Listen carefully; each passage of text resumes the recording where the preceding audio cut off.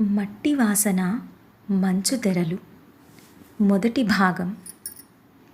మంచుగెడ్డల మీద మట్టి పిలుపు.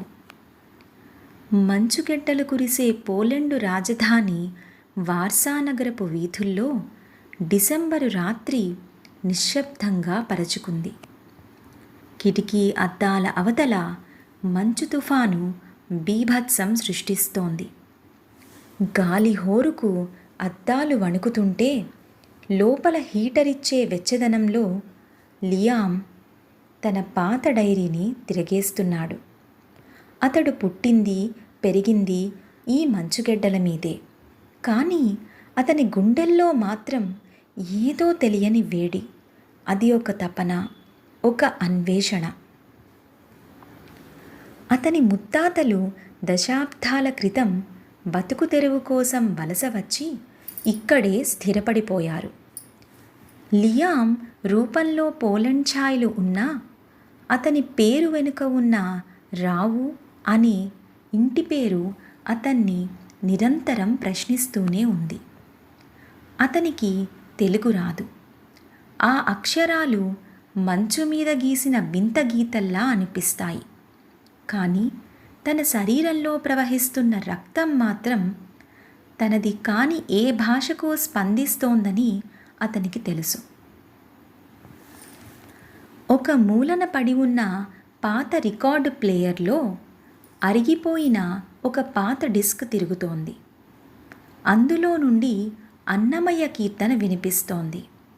ఆ రాగంలోని కమ్మదనం, ఆ గొంతులోని ఆర్తి వింటుంటే లియామ్ కళ్ళు తెలియకుండానే చెమర్చాయి.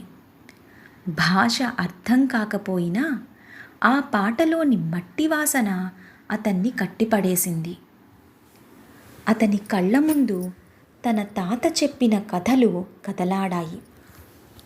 లియామ్, మనది ఇక్కడ కాదురా, ఎక్కడో దూరంగా ఎర్రటి మట్టి, పచ్చని చేలు, గోదావరి పరవళ్ళు తొక్కే నేల మనది అన్న తాత మాటలు ఇప్పుడు అతని చెవుల్లో మారుమోగుతున్నాయి.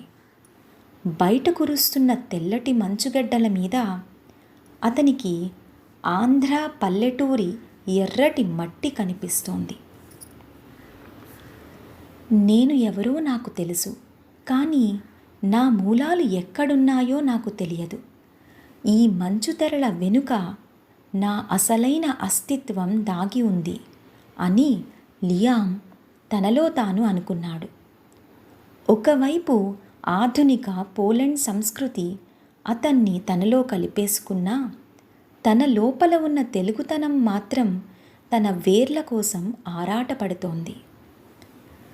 తన ముత్తాతలు ఏ ఊరు నుండి వచ్చారు? ఆ మట్టి ఇంకా తన కోసం ఎదురుచూస్తూనే ఉందా? ఇక్కడ మంచుగడ్డల మీద నిలబడి కొన్ని వేల మైళ్ళ దూరంలో ఉన్న మట్టి పిలుపును అతను ఎలా అందుకోగలుగుతున్నాడు?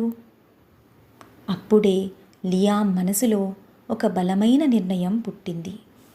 నేను ఎక్కడున్నా నా వేర్లను నేను వెతుక్కోవాలి. అతని ఈ ప్రయాణం ఎక్కడికి దారితీసింది?